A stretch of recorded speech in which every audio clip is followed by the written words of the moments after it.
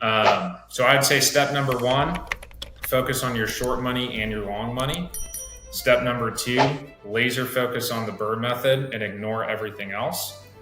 Step number three is obsess with operations. This is one of the biggest mistakes that I made as a real estate investor. And what I mean by that is, now as a real estate investor, do you also flip properties or do you mainly buy and hold? And what are your thought processes on either one of those and why? so the vast majority of what I do are rental properties. I do have a handful of flips. To your point, even as a financially free full-time real estate investor, fast money and long money are still incredibly important to me, right? Like, it's pretty rare that you're going to find a full-time real estate investor who just sits back and collects his cash flow. So for me, I really have three main businesses. I have my construction company, and I created my construction company to become vertically integrated, because I had just gotten screwed over with so many construction projects. So I started my construction company. It's called Checkout Construction. And now everything that I do from a construction perspective is in-house. My second business is Multifamily Methods. That's my education business. That's where I teach other people to do exactly what I did. And I've helped dozens and dozens of students, build a portfolio in real estate investing. And then I'm also doing a handful of flips, and then I have my rental portfolio. The fast money or the short-term money is still very important to me, right? That's what I live off of. I use that to reinvest into real estate. I have a goal to pay off my primary residence this year. Be happy to talk about my logic behind that. So income is still something that I'm very, very intentional about, even though I have 400 units and I've created financial freedom. But no, flips are great. I mean, you can make a lot of money doing flips. Flips are exponentially more difficult than rentals. From a tax perspective, they're less advantageous. You have to be very detail oriented. The house has to be perfect. It has to look like the Taj Mahal. Whereas with rental properties, not that you want to put lipstick on a pig, but you don't have to be quite as detail oriented. So if you're going to get into flips, it's going to be probably a lot more difficult than you think if you've watched HGTV. But I always recommend, if you don't have a high income skill, I think flips are a great way to do that. But you have to focus on your income. I love it. So let's say somebody wants to build a rental portfolio. What is the formula to build a large rental portfolio? So this is kind of a broad question, but I'll kind of take it one step at a time. So I think from the very beginning, you have to focus on your short money and your long money. So I don't recommend, there's some influencers out there who say, don't invest in real estate until you're making at least $250,000 per year. I don't necessarily subscribe to that. I think you can do both. So I think you can, work your full-time job, focus on your active income, or do a side hustle. Maybe that's fix and flips, or maybe that's something else. And then simultaneously purchase your rental properties one property at a time. If you're newer to real estate, I would ignore all of the strategies out there and I would laser focus on the BRRRR method, because the BRRRR method is really the only strategy in real estate where you can quantum leap your net worth property after property. So if you seller finance and you get a seller to agree to finance 100% of the deal, that's great. And congratulations, you bought a deal with no money down, but you now have $0 of equity or very little equity.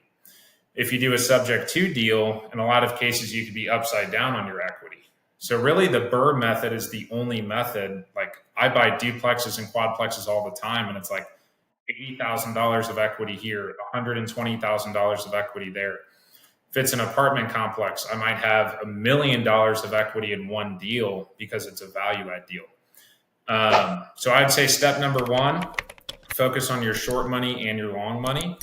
Step number two, laser focus on the BRRRR method and ignore everything else. Step number three is obsess with operations. This is one of the biggest mistakes that I made as a real estate investor. And what I mean by that is the highest dollar per hour activity as a real estate investor is finding deals and finding money. That's where you're going to create a net worth. But as a result of that, people ignore the operations, which is the construction management and the property management.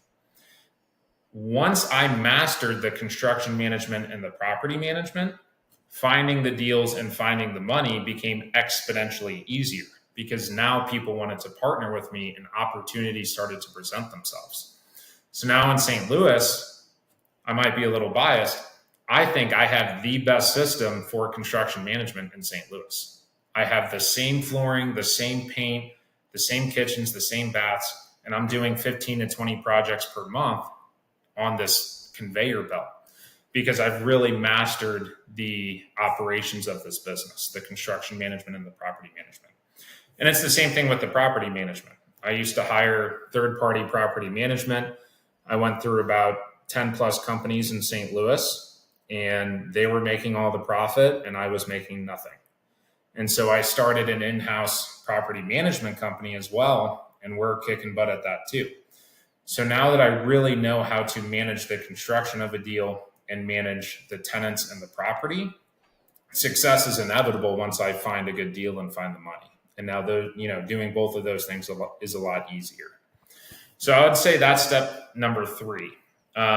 Put a lot of focus into your operations. And then step number 4, I would say I did not get the shiny penny syndrome. So to this day, all I do is residential real estate in St. Louis. And I'm very, very good at residential real estate in St. Louis. I've never bought a mobile home park. I've never bought self-storage. I've never done commercial buildings. I've never done any of those things.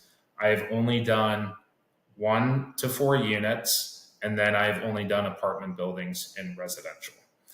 And I'm at a point in my business now where I've done that so many times that it's starting to become boring.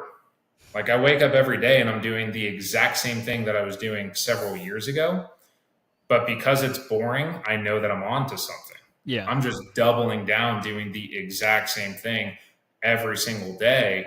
And I'm growing my portfolio by a dozen plus units every single week because I'm doing the exact same thing every single week. So I've found what has worked and I'm scaling what's working.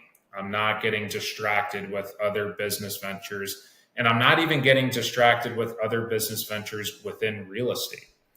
Even the other businesses that I've started, they're all 1 degree from what I'm already a master at.